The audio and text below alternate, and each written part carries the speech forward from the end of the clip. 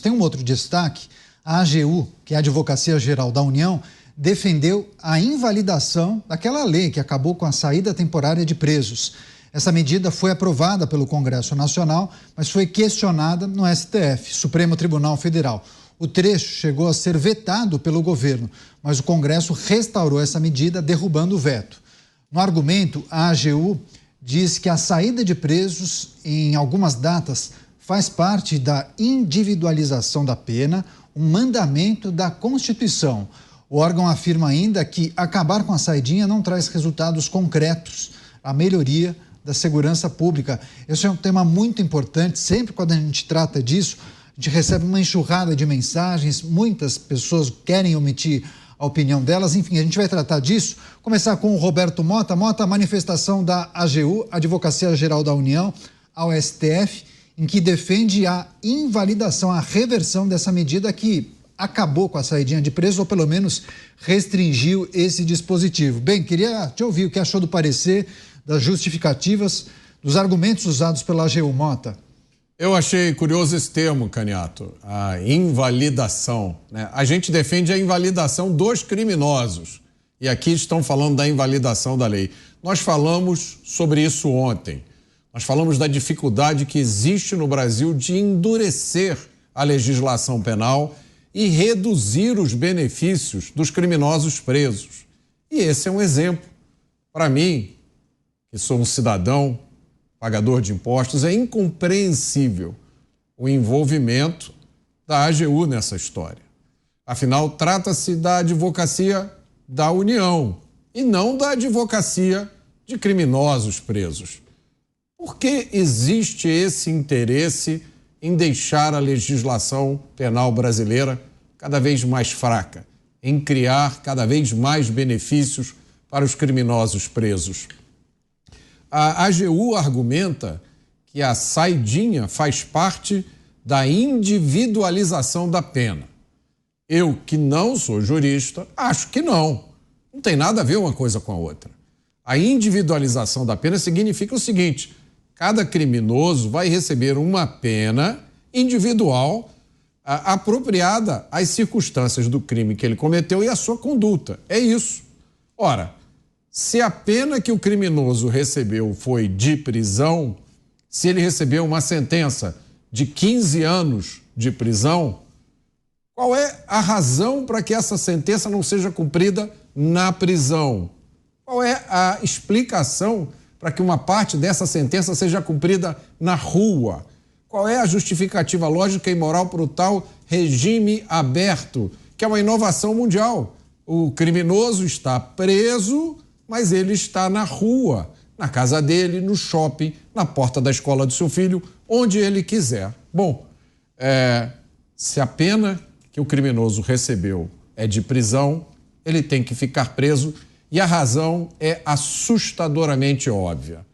Quanto mais leniência nós demonstrarmos com os criminosos, maior será o incentivo ao crime. Pois é, vou passar agora para o Cristiano Beraldo. Beraldo, inclusive para compartilhar com o nosso público, vou ler um trecho desse despacho da AGU. O advogado-geral da União escreveu o seguinte, vou abrir aspas, tá? Ora, se a reintegração social do condenado é um dos objetivos do cumprimento da pena, há de se garantir uma progressividade nesse cumprimento, de acordo com os méritos de cada um, ou seja, de forma individualizada. Essa é um trecho do despacho do advogado-geral da União nesse parecer enviado ao Supremo Tribunal Federal. O que achou, Beraldo? Ô, Caniato, repete a primeira frase, só para a gente frisar bem. Ora, se a reintegração social do condenado é um dos objetivos do cumprimento da pena, há de se garantir uma progressividade nesse cumprimento. Olha só, a reintegração social é um objetivo da pena. Logo, ele não precisa cumprir toda a pena porque ele tem o propósito de se reintegrar à sociedade. Olha que leitura brilhante.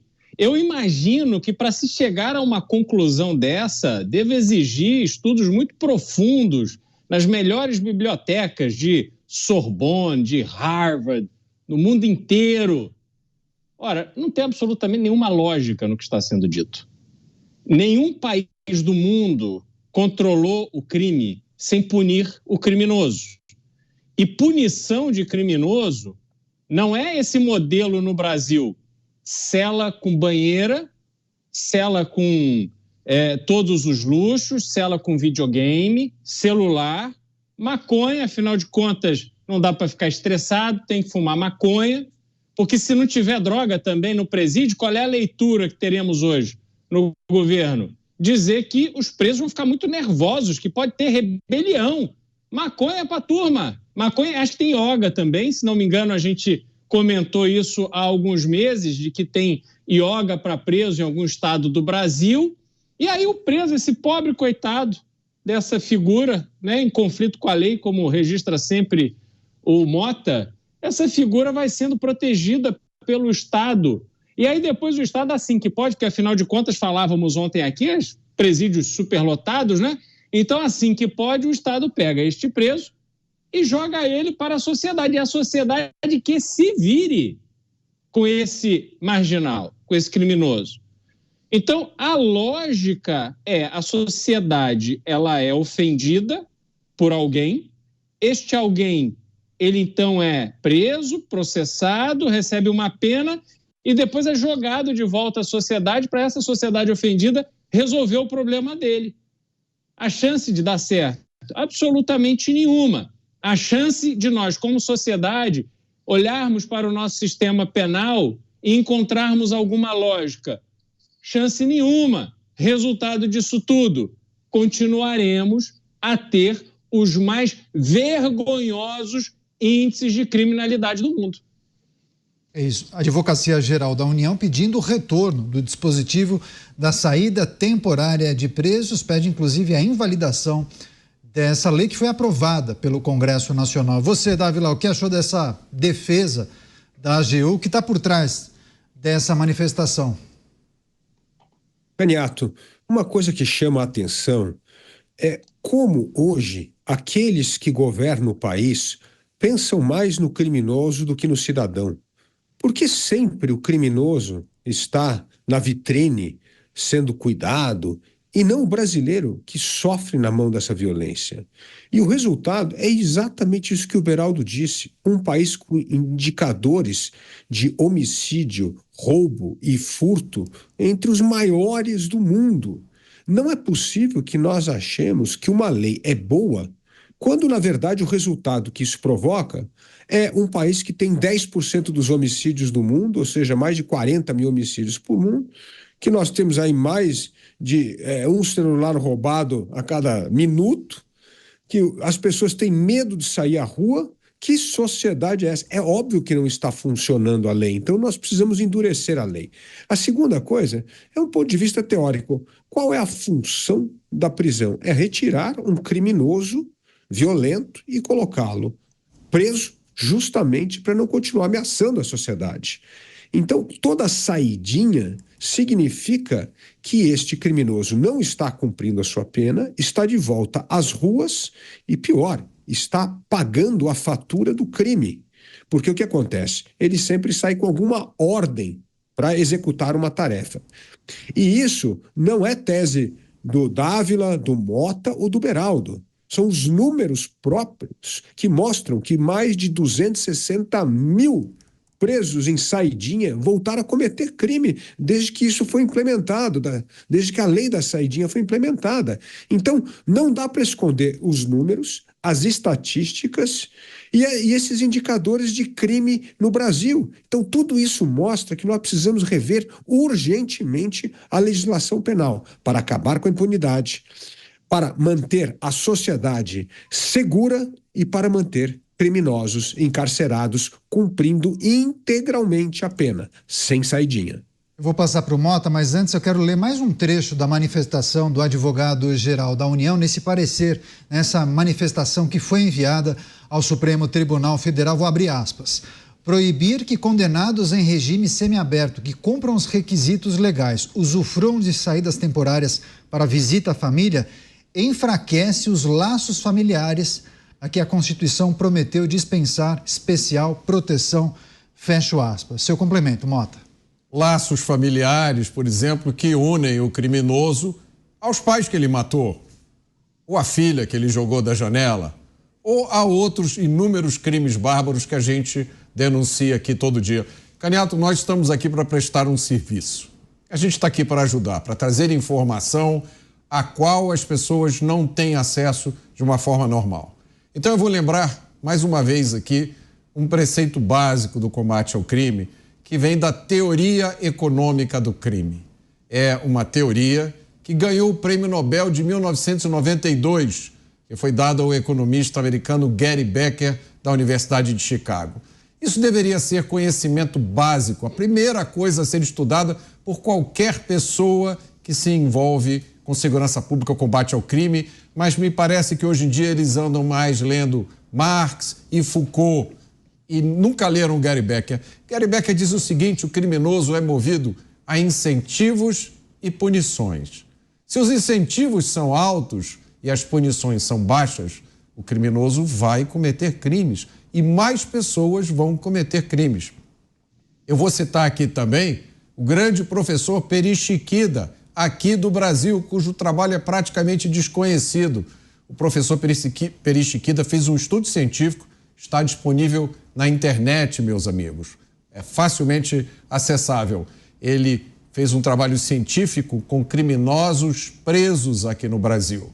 E ele, entre outras coisas, perguntou a esses criminosos: se você fosse o Estado e quisesse combater o crime, que medidas você tomaria? E as duas principais medidas que os próprios criminosos sugeriram foram combate ao tráfico de drogas e leis mais duras. Pois é, eu dei uma olhada aqui no nosso canal, no YouTube, tem um chat onde as pessoas se manifestam. Olha, 98% das manifestações são contrárias à possibilidade de retorno desse dispositivo da saída temporária de presos, que foi amplamente debatida pelo Congresso Nacional. Foi aprovada essa lei que acabava com a saída temporária de presos. Você, Cristiano Beraldo, mais um exemplo do que o Dávila costuma chamar de segundo ou terceiro turno, né? São as aprovações que sempre acabam sendo questionadas em uma corte superior, né, Beraldo? O Brasil vai vivendo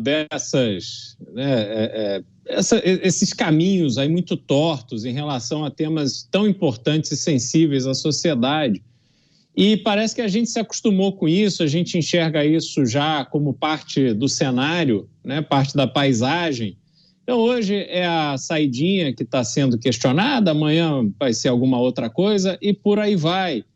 O problema é que a gente não encontra lógica. A gente vê presos, por exemplo, que são colocados em presídios, cadeias, longe da família, e aí depois é usado. Aliás, o caso agora do conselheiro de contas do estado do Rio de Janeiro, Domingos Brazão, seu irmão Chiquinho Brazão, deputado federal, tinha lá o acho que delegado-geral, secretário de Segurança do Rio, que é um delegado da Polícia Civil.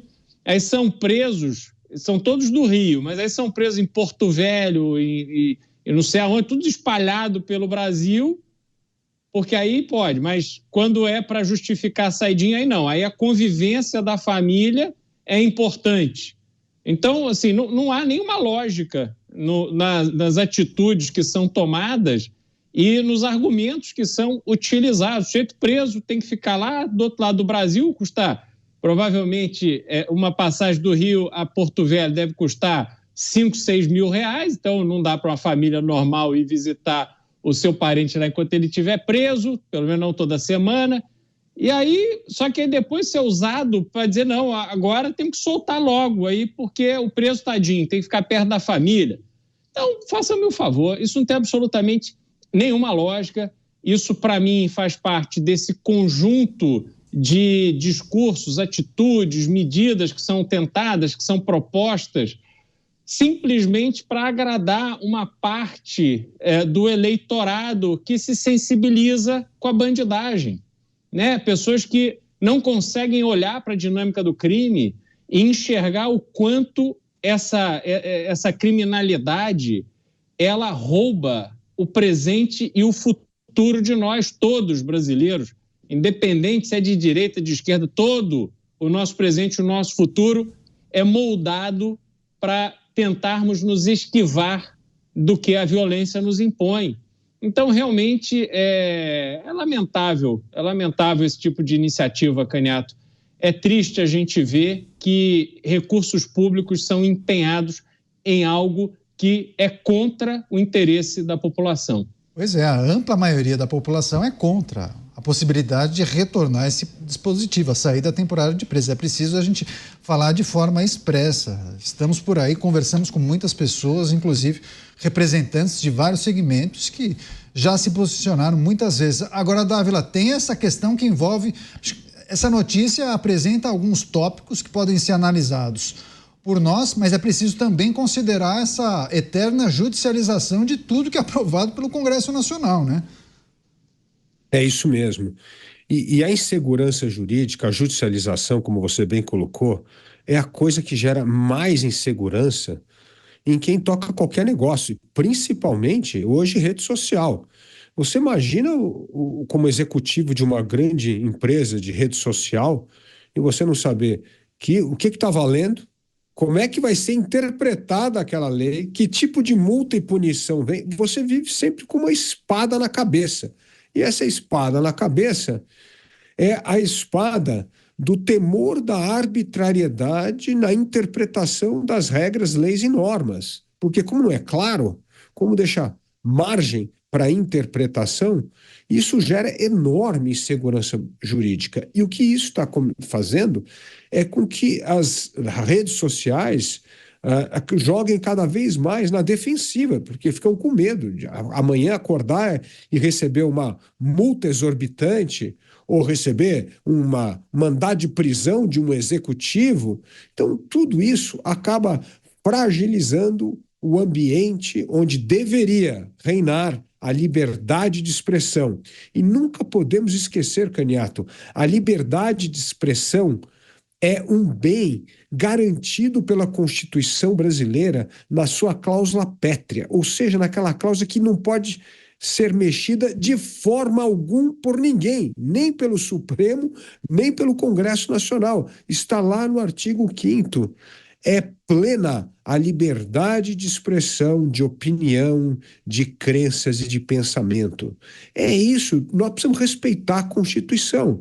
E a Constituição não é que garante uma liberdade restrita, garante essa liberdade, mas ali e a responsabilidade. Nós somos responsáveis pelo que falamos, pelo que dissemos e pelo que fazemos. É assim que é a régua para qualquer democracia. Não entendo por que o poder hoje no Brasil, o poder político, o poder judiciário, tem tanta dificuldade de respeitar uma regra que é o pilar essencial de qualquer democracia plena. Muitas pessoas chegando aqui no programa, na audiência. Muito obrigado pela parceria. Em destaque, a Advocacia Geral da União pede o retorno à volta da saída temporária de presos, medida que foi aprovada pelo Congresso Nacional. O órgão defende a invalidação desse dispositivo. A gente trouxe as análises dos nossos comentaristas. Mota, quer fechar? Quer fazer um último complemento, por favor? Quero sim. Eu estava aqui fazendo uma reflexão. Na minha experiência, 99% das pessoas são contra essa medida.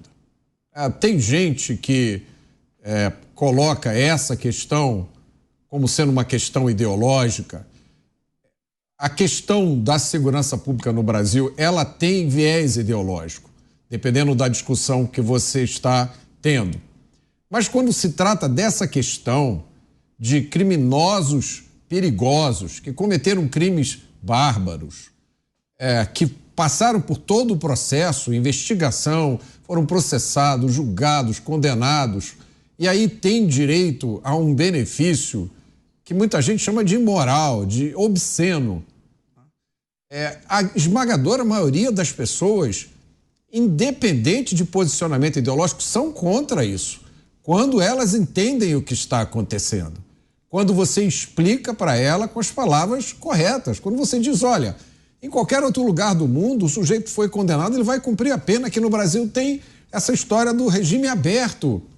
Você imagina a pessoa que matou os pais, ou o pai que matou a filha, A maioria das pessoas não concorda com isso. Por isso eu tenho dificuldade de entender a motivação dessa pauta.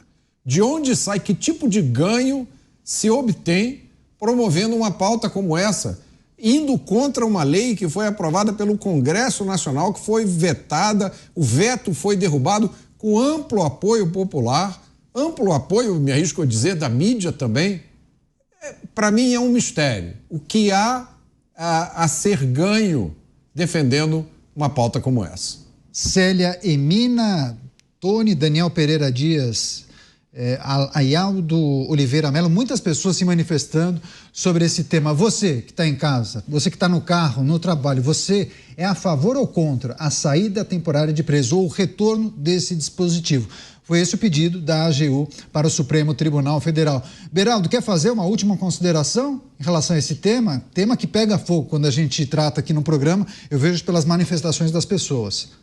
Não pega fogo porque nos ofende, né, Tiago, desculpa, o Canhato. A gente está pensando no nosso querido Tiago Berrais. A gente acaba sofrendo no nosso dia a dia coisas concretas, porque, vejam, no ano 2000 eu cheguei em São Paulo de mudança, estava com meu carro, com todas as minhas roupas, com tudo meu, e aí quando chego no Pacaembu, 7 horas da noite, uma sexta-feira, 2 rapazes se aproximam, tiram uma arma, apontam para minha cabeça, me tiram do carro e levam tudo que eu tinha. Eu não tinha escova de dente para escovar o dente antes de dormir. Eu não tinha uma roupa para vestir no dia seguinte. Qual é o meu sentimento em relação a esses 2 marginais que me assaltaram? Eu queria muito que eles fossem pegos pela polícia, colocados na cadeia, e na cadeia ficassem para nunca mais tirar dos outros aquilo que não lhes pertence. Mas isso não aconteceu. Esses marginais certamente roubaram muitas outras pessoas.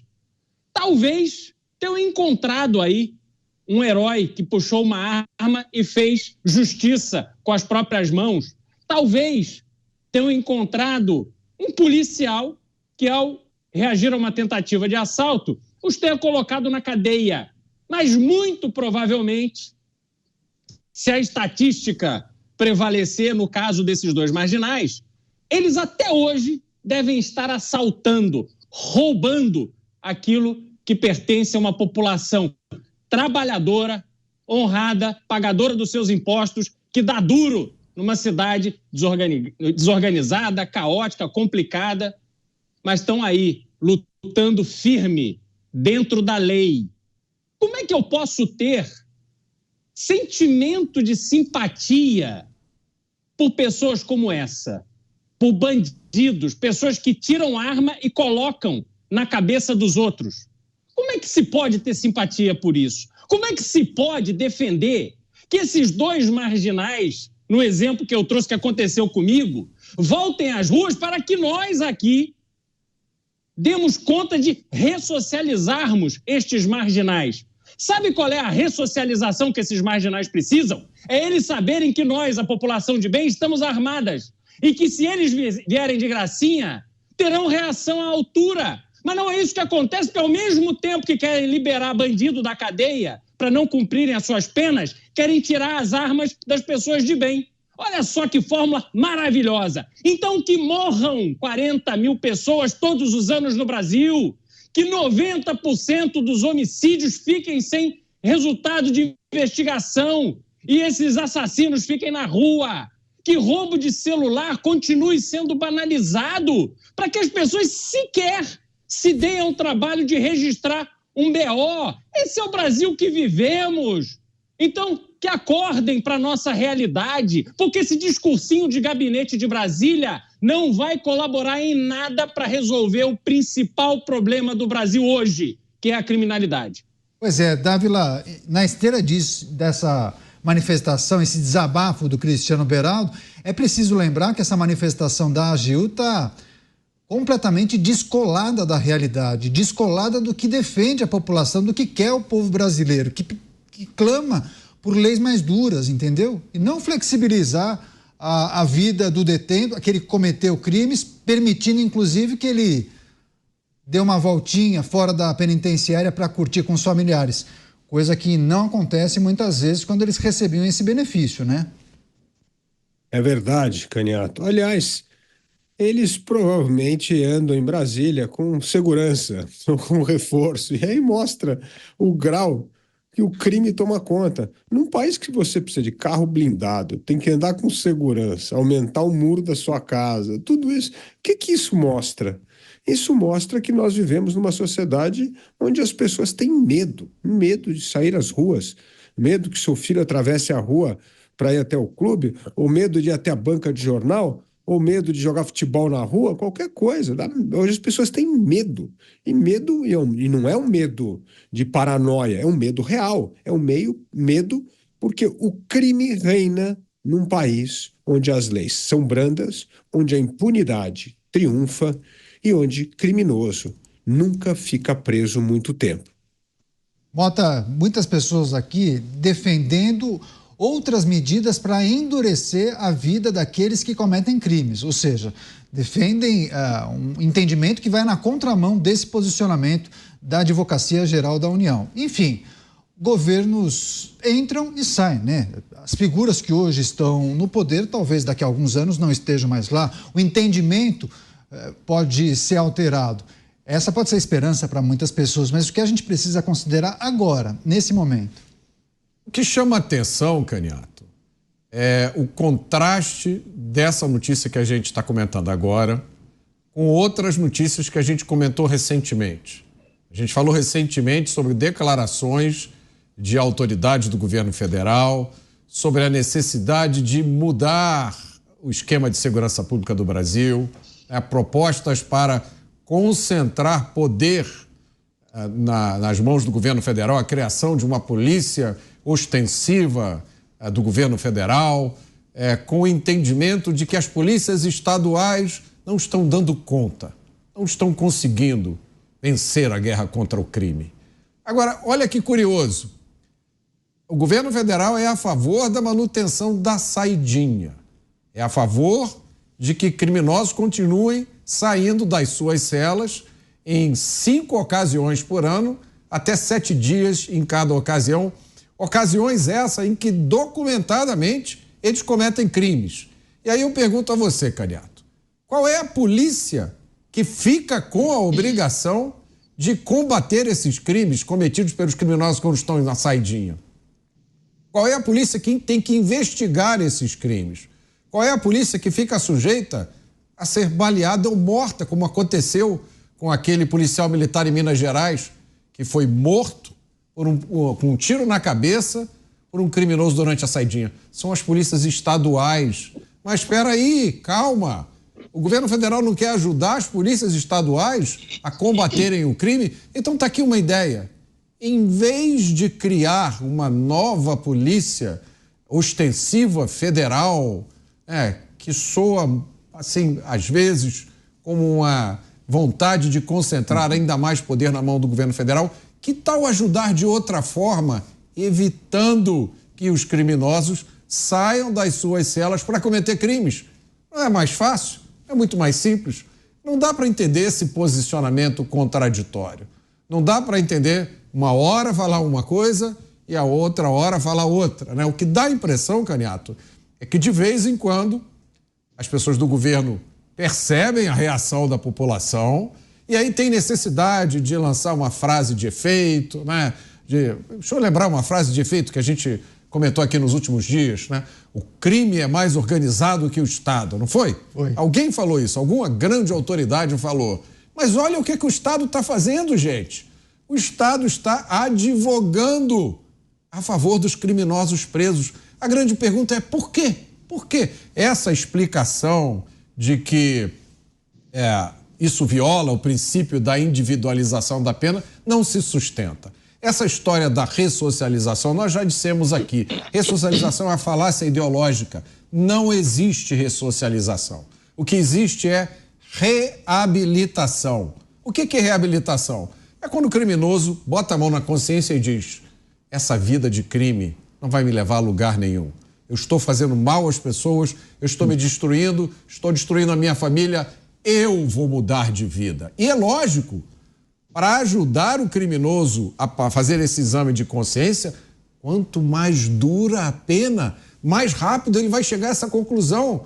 Se ele comete um crime, vamos imaginar, o sujeito comete um crime bárbaro, você coloca ele no spa, 7 estrelas, com massagem, piscina, refeições gourmet. Ora, a lógica diz que é lógico que ele vai cometer mais crimes, porque ele quer levar aquela vida. Então, não precisa de um raciocínio muito elaborado para a gente entender quando uma política tem efeitos exatamente opostos aos que estão sendo anunciados.